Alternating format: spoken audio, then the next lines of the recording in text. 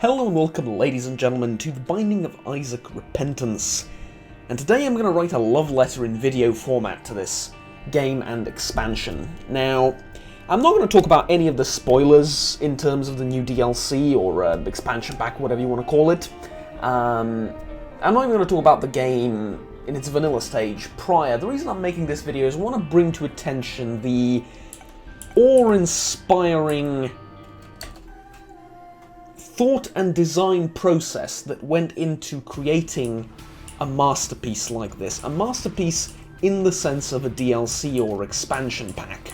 Because not only does it add hundreds of new items, changes the balance of already existing items, runs, combinations of items, synergies, and so on and so forth, not only is it just,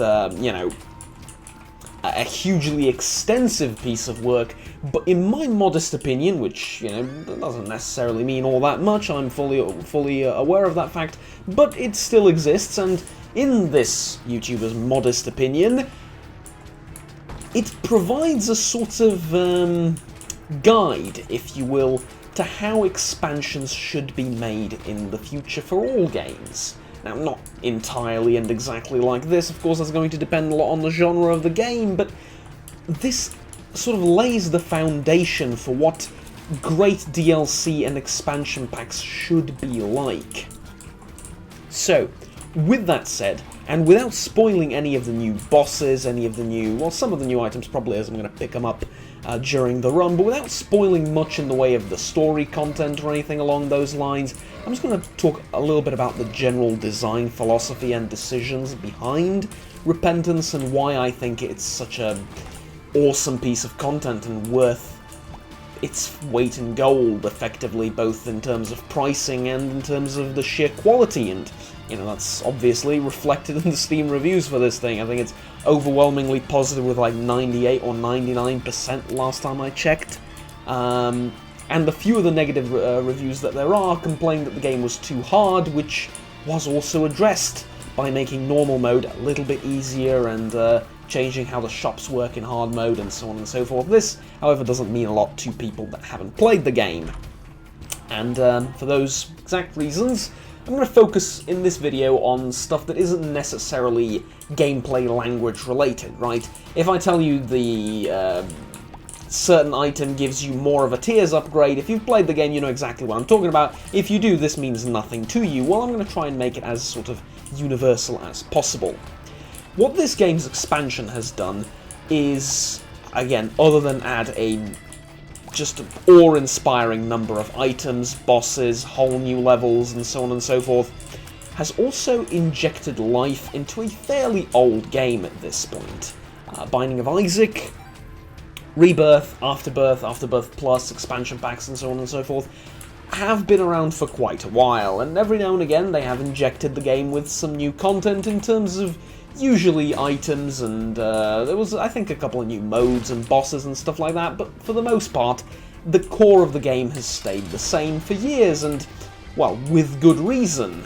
It's a much beloved game. I think this is one of the most, if not the most, influential, important, and really well-received roguelites, or roguelikes, depending on which term you prefer, perhaps ever, perhaps since the original Rogue, and, arguments to be had either way there, but the point is, this is one massive title, and it's probably, I dare say, the most well-known roguelite in the last decade or so, maybe even more, as it started with Flash Isaac, which was browser-based, and then moved on to different, I can't really say platforms, but platforms to some extent.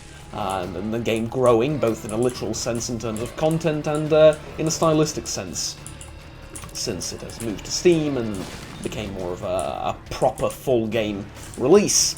Anyways, so, Binding of Isaac Repentance. It injected new life into this game by doing a few very sort of important but also kind of negligible things in terms of looking at the overall game. So, first of all, if we do not include all the new stuff, it changed the balance of quite a few items. it added new synergies for already existing items. What does that mean? Well, let's say I pick up something like chocolate milk, which is an item that gives you, instead of shots like these, you charge up your shots, and they're bigger, but there is a charge time to it, right? It changes the way you attack. Well, now that item synergizes with some other items in the game. It used to not to. I think for a while, I'm not sure exactly when this was added and if this is repentance or not. I'm fully aware that I'm probably suffering from new syndrome. I'll explain what that is. I probably should, I think. I'm not sure if this was added in repentance or not, but for example, if you pick up something like a laser attack of some sorts, well, if you had this item prior to it, then maybe the laser attack will also be a charge-up item now. Like one of the laser attacks being Brimstone or Technology and so on and so forth. Perhaps that's one of the possible synergies. Or maybe, now that your shots charge up and you pick up another item that basically does the same thing, except in a different way, for example Monstro's Lung, which charges up your shots, but instead of one you spew out several. Now, with the combination of these items, you end up spewing bigger tears from your mouth that are also work on a charge-up basis. That's what a synergy is in this game, so different pickups and items interacting with each other. And I dare say this is what makes the game 99% of the time. The enemies are fun, the level design is cool, the story is cool and everything, but sort of the crux and the basis of each run is sort of more or less designed around these things. Different items that you pick up for the purposes of creating a unique run every time, and with hundreds if not thousands of items in the game, all interacting with each other, you can easily see how someone with 10,000 hours in this game still discovers new things upon playing it again and again. Now, those are synergies. But what changed? Well, some of the synergies changed. They used to interact very subtly, now some of the items interact in a more sort of influential and obvious way. The changes in balance, be that just the drop rates, the shot speed of the enemies, the different items, the statistical impact of different items, so maybe if they gave you plus 1.5 damage, now they give you plus 2, or vice versa. Those little changes like that make the game feel very fresh and very new, because we're not talking about a 0.5 percentage chance change that something's going to drop in the room. No, we're talking about very gameplay-wise significant changes. I'll give you an example right now. Let's see. Do I have anything around? Oh, okay. The lead pencil. The lead pencil used to be also a pencil before this game, before the DLC came out.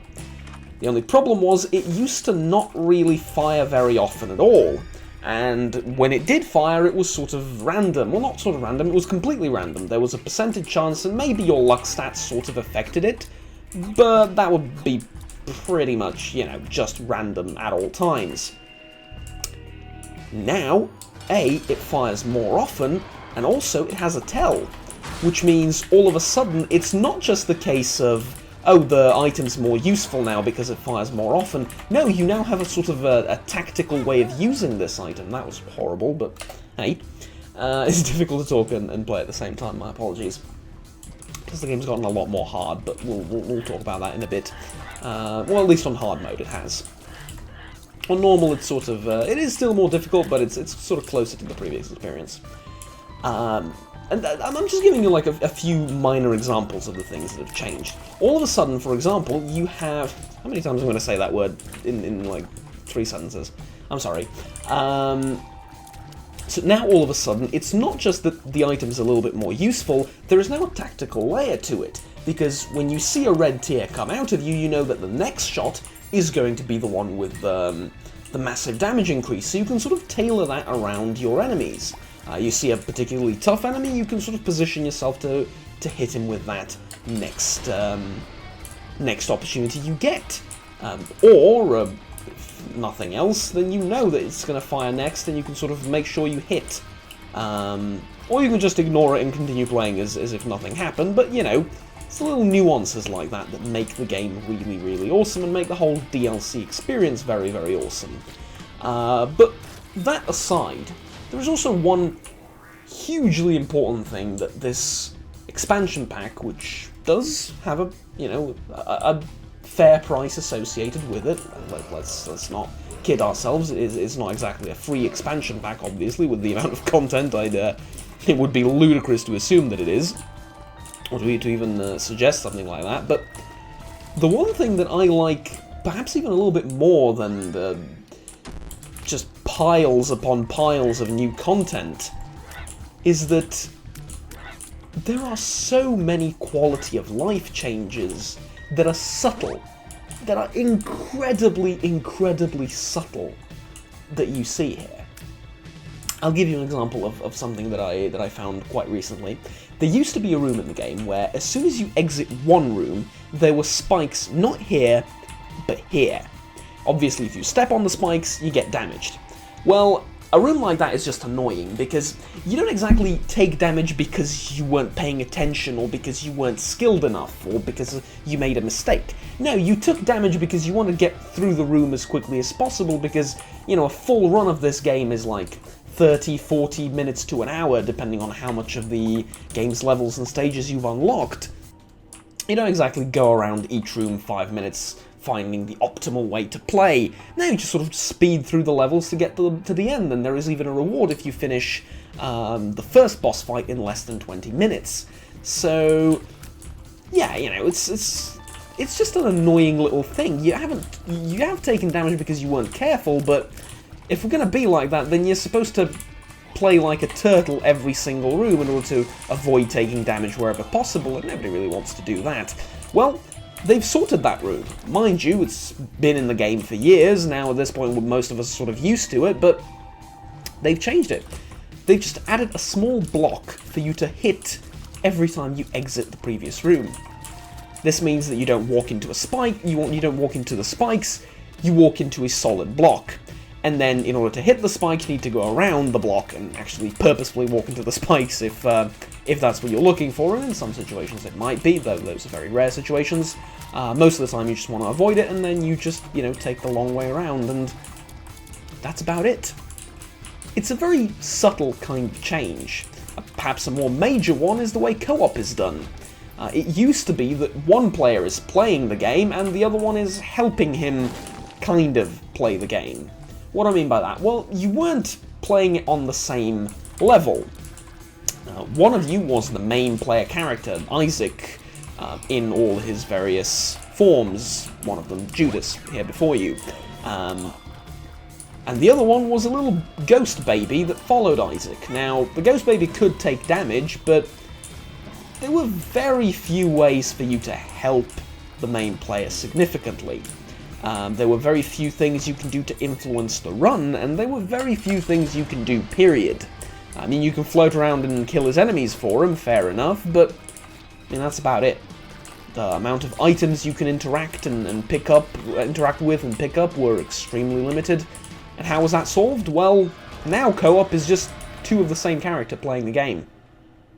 Oh, sorry, not the same character. Same character in that it's Isaac wearing different costumes, but two of the same character, right? You can play as Judas, someone else can play as either Judas or some other character, Cain, Bethany, Isaac, doesn't matter. And then, well, that's about it. You just go and play the game like that, as two characters. As simple as that is, and as, you know, you would be sort of, it would be perhaps even expected that something like this came to the game sooner, or, you know, you could say, well, hold on, why wasn't that just in from the get-go? Why wasn't that here on release? And you could say that about a lot of these sort of tiny little changes that have been made to the game, and these quality of life improvements, but, I mean, you know, you could spend 10 years trying to make the game, and make sure that when it's released, all of the tiny little details are there, and all of the quality of life improvements are there, but that's not possible, because developing a game takes a lot of time, and, well, co-op was never really a focus of this title, let's be honest. And since its very sort of conception, co-op has been a side thing, and the focus of the game was elsewhere, but even regardless of that fact, a lot of the changes are very, very minor. In fact, one of the items I'm holding right now, the eye that's sort of revolving around me, used to be a terrible item. The only thing it used to do was roam around the room aimlessly, without any control whatsoever, and if someone walked into it, it would damage the entity. A non-player, entity walked into it, it would be damaged. Now, it spirals around you, thus blocking damage. It also, from what I could see, occasionally shoots. It's not the greatest item ever, but it made it a little bit more useful. It's the tiny changes like that that make this DLC so gosh darn amazing, because all of a sudden, in the same basket with the sort of metric ton of new content to the game, which a lot of the players aren't going to see immediately. It is some of the new content is very difficult to unlock. It's very difficult to win on the alt paths and the stuff like that was added. But what the players are going to see from pretty much the first 15 minutes of the game are some of the balance changes. And this sort of approach, this sort of design to DLC is something that I feel like is missing from, I think, virtually every single title out there nowadays. Be they strategy games, RPGs, you name it. Most of the time nowadays, when we see DLC being announced or coming, it's new content, right? I guess I can provide the example of Warhammer Total War, which I've played very recently on the channel, and I've bought the DLC for also very recently. Warhammer does great DLC, don't get me wrong. Sometimes they release free content updates, sometimes you need to pay for a race pack, and they bring a whole bunch of new units, sometimes a new faction, new legendary lords, and new sort of toys for you to play around with in this great strategy game. But very often, with those DLC, with those pieces of downloadable content, you never see quality of life improvements. You never see the base game improve. The focus is pretty much exclusively, always, on the new stuff, the new toys for you to play with, the new missions, the new factions. It depends on the genre of the game. And obviously, I mean, the reasoning for this is not game developers are evil, or it's difficult to make adjustments to the base game or whatever. The answer is simple. It sells better. People are more likely to buy your DLC if it's a bunch of new toys for them to toy around with, rather than just some minor improvements like, oh, this item now does slightly more damage, and the drop rate of this is now improved, or whatever. That's sort of normal in at least to an extent. But here we see a case that we see a case of doing both, and we see that it is possible to do both, and A, make it profitable, B, make it sell well, profitable in the sense of, you know, money on your, or return on your investment, sorry. And also it can sell very well, and it can be appreciated by the community. Now obviously this will depend a lot on the community around the game, the type of game it is, and so on and so forth, and perhaps DLC like this is ideal for roguelites with a very dedicated following, such as Isaac, but nevertheless, the sort of underlying principles of design, I think, are still very important, and it's kind of a shame that we don't see more of it, and, you know, for that reason, I suppose I am kind of making this video, to sort of shed light on that and to publicly appreciate it. Now, with all of that said, I would like to move on to something a little bit more tangible and something a little bit more direct, let's say, before I bore all of you to death. Some of the sort of very visible and pragmatic changes that the game makes that aren't a part of this new, I want to call it like a pack of content that comes with the game, also change the way you sort of played the game thus far. Some of them are, of course, or probably the biggest change here are the balance. or rather, sorry, is the... I started that sentence without really an idea how I was going to finish it. Probably the biggest change there is the rebalancing of many of the items and game modes and stuff like that.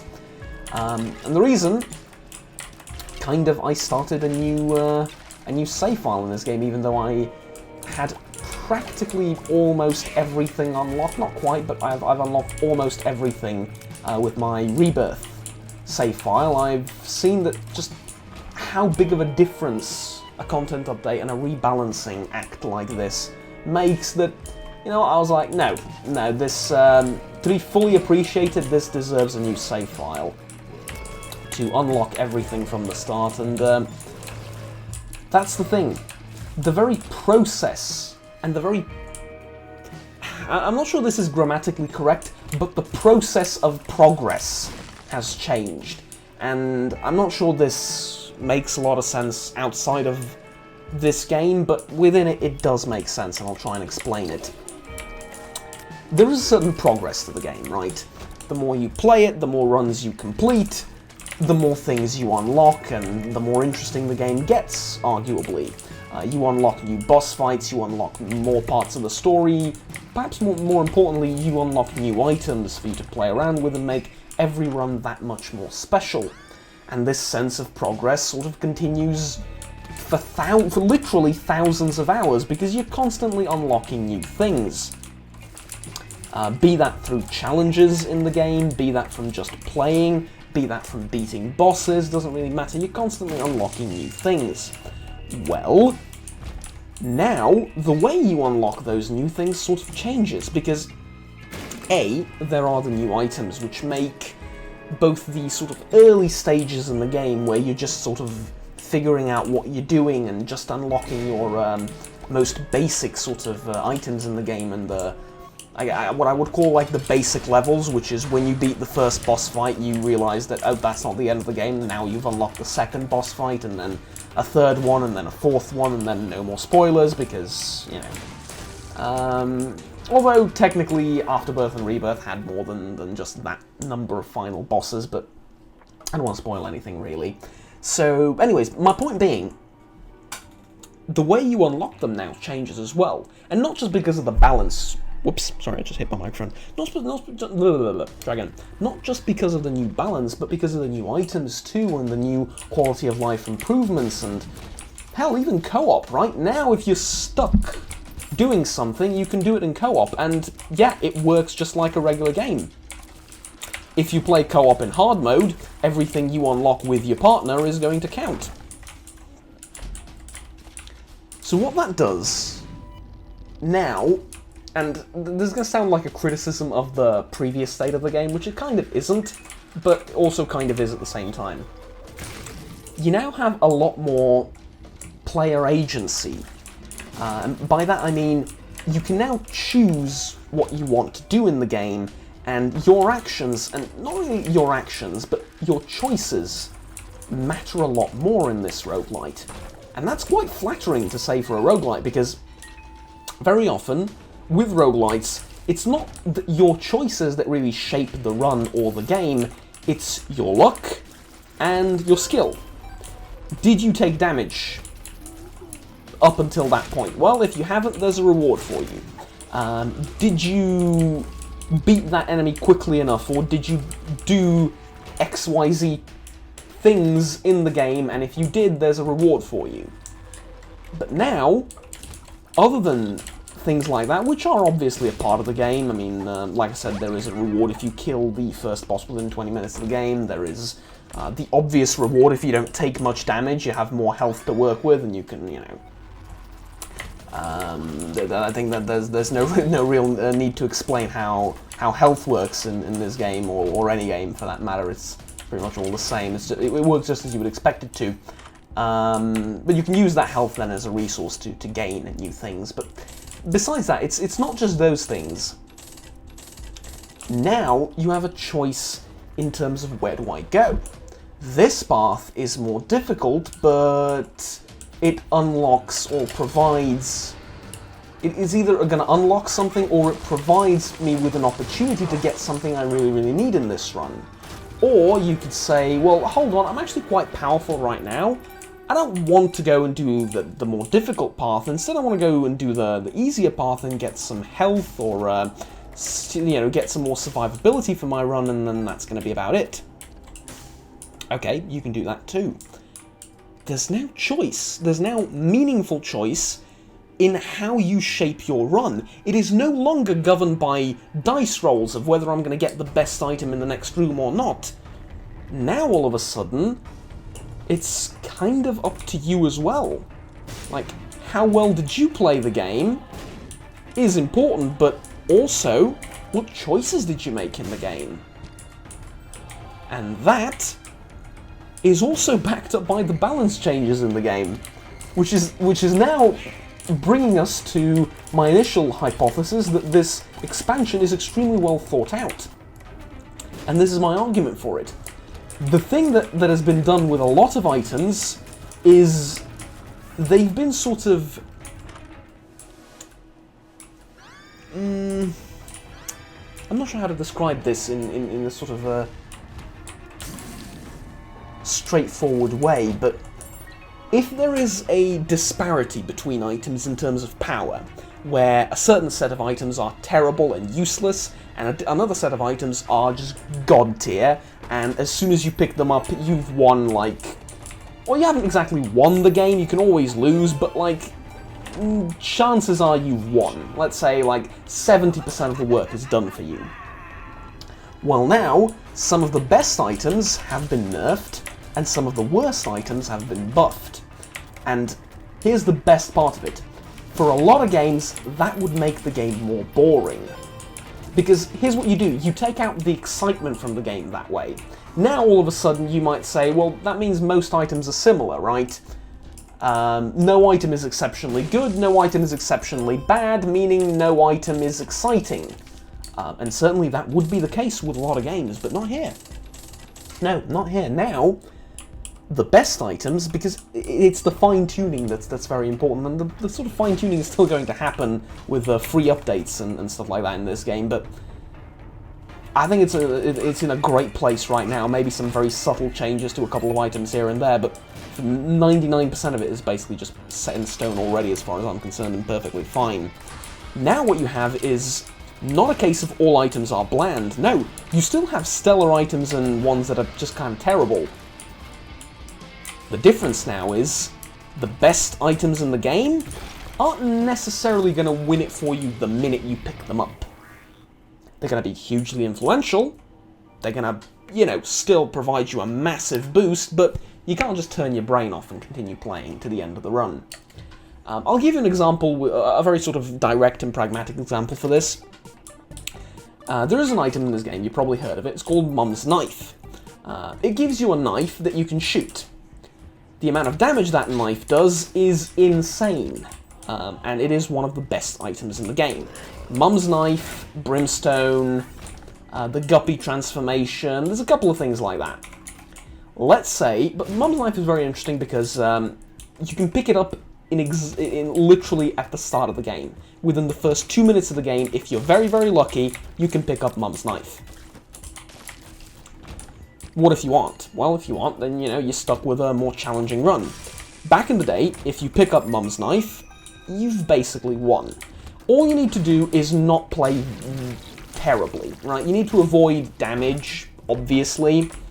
But let's say that the game, after you pick it up early, the game is about 90% easier. Well, the way things have changed now is Mum's Knife is no longer... Oh, sorry, that's quite the opposite of what I wanted to say. It's not the case that Mum's Knife is now terrible. No, it's not. It's still a great item. Arguably as good as it used to be. I'm not sure if there were any actually changes to Mum's Knife, if I'm honest with you. But what has changed is the game's now a little bit harder. There are new enemies. The enemies that exist shoot a little bit faster on hard mode. The drop rate of health on hard mode is now slightly decreased. Which means all of a sudden, yes, you have Mum's Knife, you're extremely powerful, but you can also turn into kind of a glass cannon if you're not careful. You need survivability. You now need to think, how do I get more survivability? This item is amazing and it helps, but It doesn't mean I can just Alt-Tab look at Twitter and play this game at the same time. No, it still requires you to be engaged. And that's beautiful.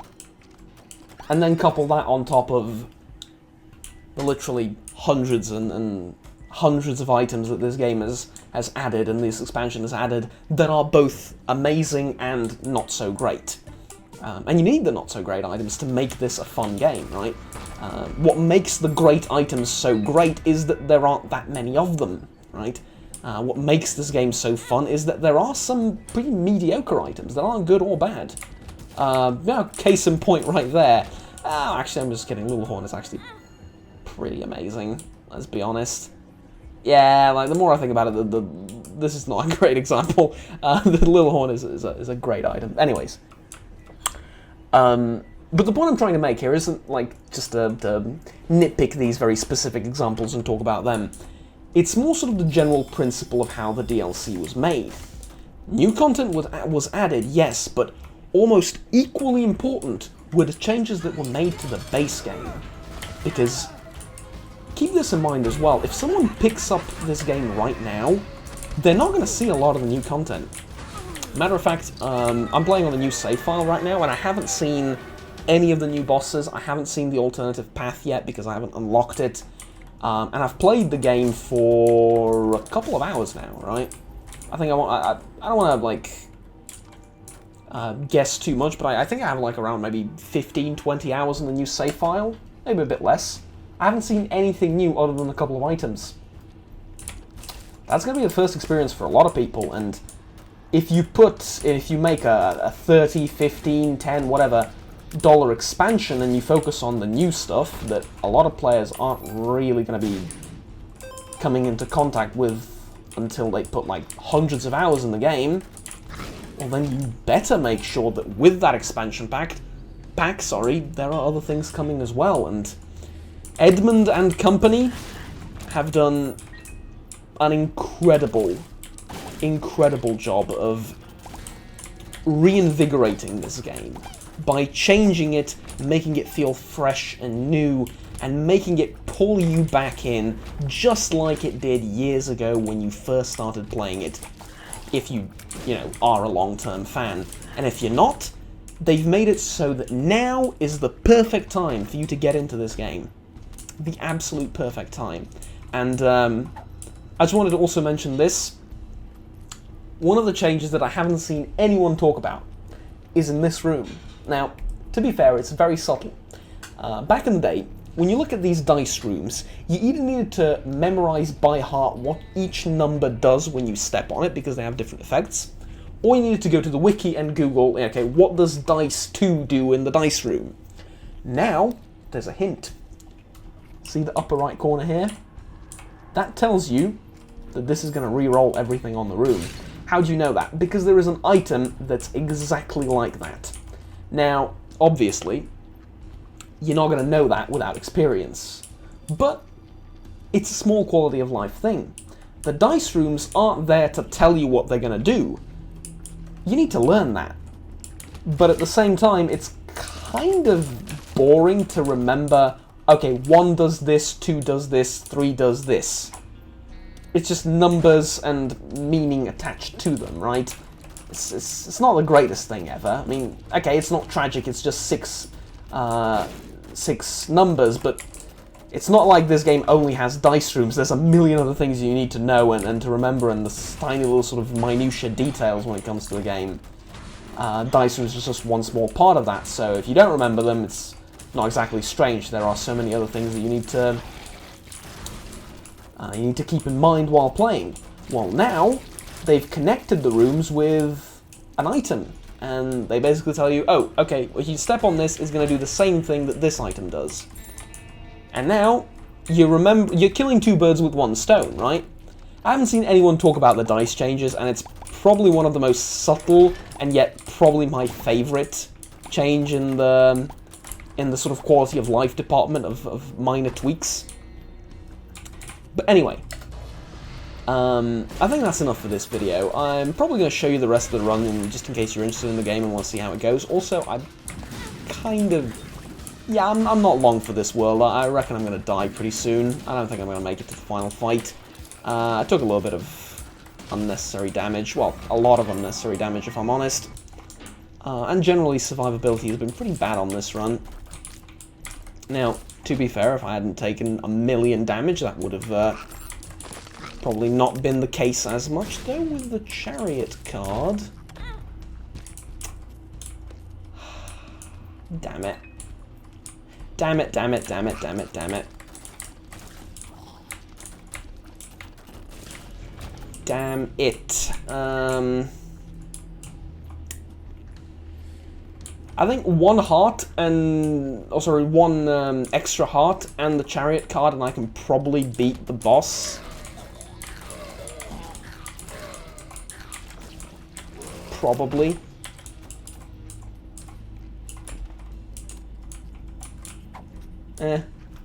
Alright, anyways, if you're not interested in the game all that much, just wanted to hear me ramble about how DLC should be made and stuff like that, then that's pretty much it. That's pretty much everything I have to say about this game. Obviously, I'm no expert at it. I haven't played all that much of it in about like 6 months or so.